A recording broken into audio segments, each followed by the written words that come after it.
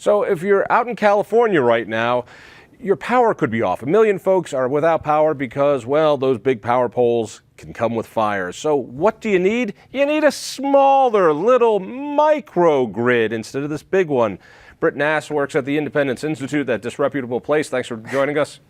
All right, you guys have a symposium coming out on what are called microgrids. This is going to be a thing. People are going to learn about microgrids, but right now it's kind of like driverless cars. People don't know what it is, and someday they will. What's a microgrid?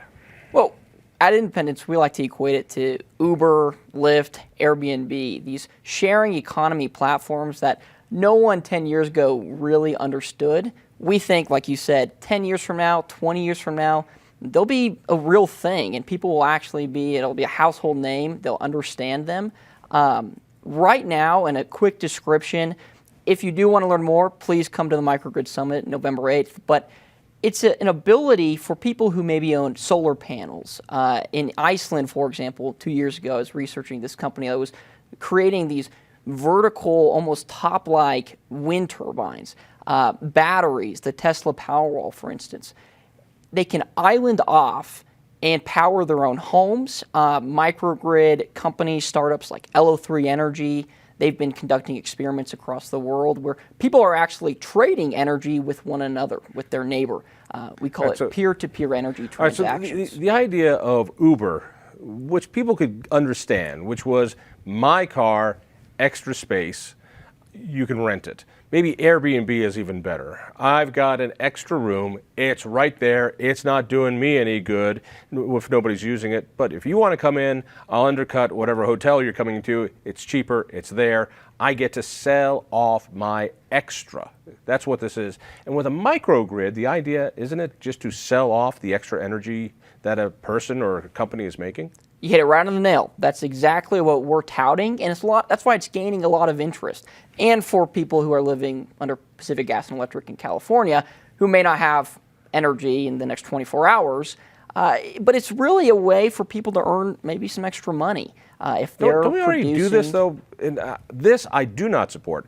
If you have solar panel or wind at your home and you're making extra, you can sell it back to the utility, and they have to buy it. That's not what you're talking about here, is it? No. And the nice part is, and we've said this before, but if you have solar panels and you're producing energy and you own them, those are your electrons. You should be able to use them how you want to. And if your neighbor across the street says, I would like to purchase your excess capacity for maybe an equal price or even a lower price, you should have the ability to do that. So microgrid is a really fancy way of saying going down to Home Depot, buying one of those big orange extension cords and running it over to your neighbor. So when your solar panels are doing well, he can run his TV and not pay Excel. Is that basically it? I think in a simplified version, it was an extension cord, but no, you're a geek, so you have to call it a microgrid. A microgrid, or distributed energy, is really the utility version form of it, or definition of it. So it's not just a company, or I'm sorry, it's not just your home that does it. There are companies that have to have backup generators or have their own generators. Am I right about this? Yeah. So that a factory might be making its own power for its purposes and be making extra power, which is just not being used right now. To an extent. I mean, right now, I would say we're seeing microgrids being implemented at the residential level, not nearly as much as the commercial level. There have been experiments, hospitals and companies coming out saying, we're going to be producing our own power. But what we're looking at really is more at the residential scale. And a lot of companies that are developing the software that can utilize microgrids and allow for that trading platforms, those are between neighbors, which is why we've called it neighbor to neighbor or peer to peer. And a lot of it's going to be utilizing solar power, solar panels, like I said, those vertical wind turbines. And I've seen those wind turbines. They're cylinders that just spin. It's not the big windmills. It's just a cylinder. And I've seen pictures of them, so people can have these on their homes. Yeah, you could put them on your backyard fence, for instance. It would look like just your typical lawn ornament. That's what makes it so appealing. And it's a great way for environmentalists and libertarian free marketeers to come together and say, hey, is there possibly a common ground where we don't have to worry about this centralized utility, but can we decentralize it and allow neighbors to interact with each other, and create even circular economies? You just said something pretty amazing, that we freaky property rights guys, we're looking at this going, wait a second, my energy, I get to do with it what I want. And of course the enviros are like, oh, we got to stop something. And so they're happy to make a feel-good energy.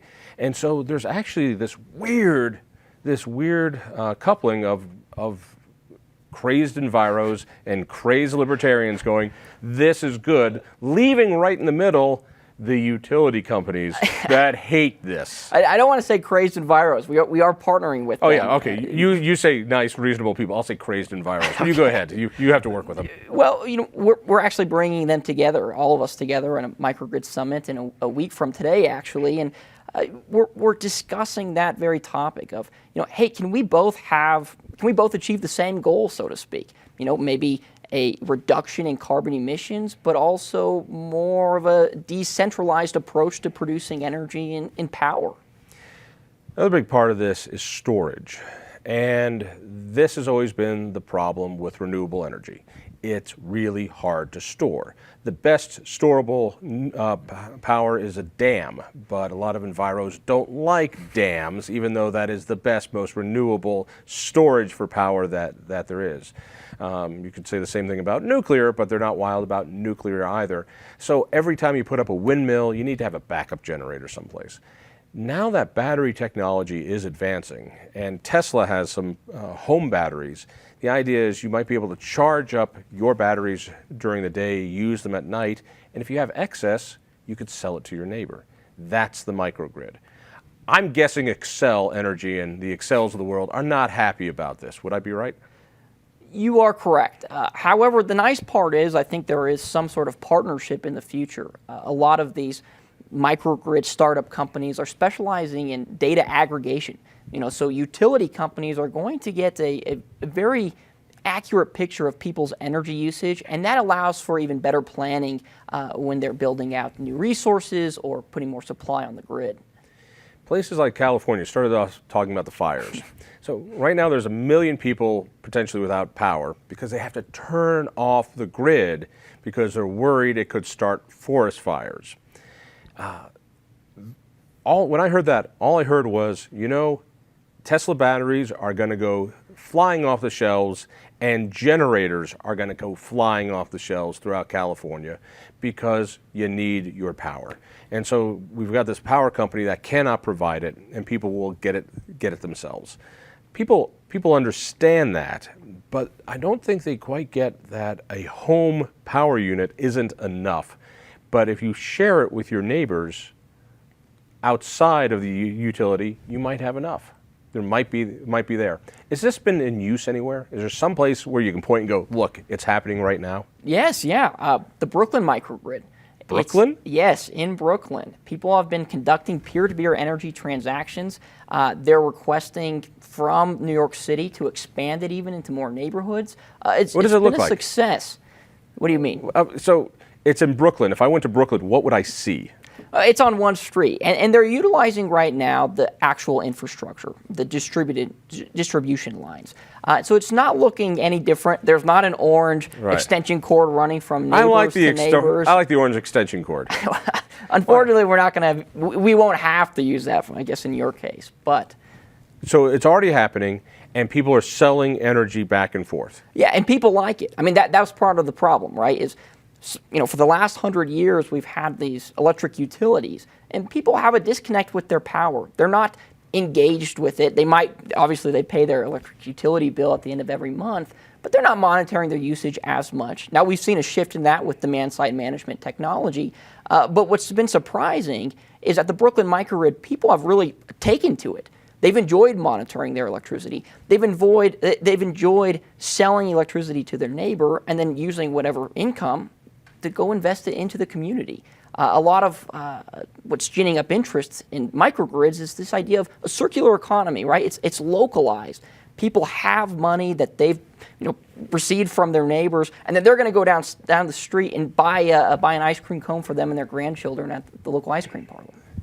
You're too young, Junior, to understand this, but there was a time where the idea of monopoly was because physically you couldn't have it any other way. And we're finding that's changing. Telecommunications is a perfect example. We need a phone monopoly because there's no other way for a phone system to work. What are you going to do, have 500 companies live 500 lines?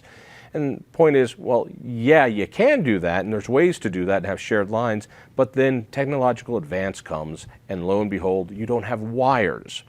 In Texas, people get to choose their own utility company.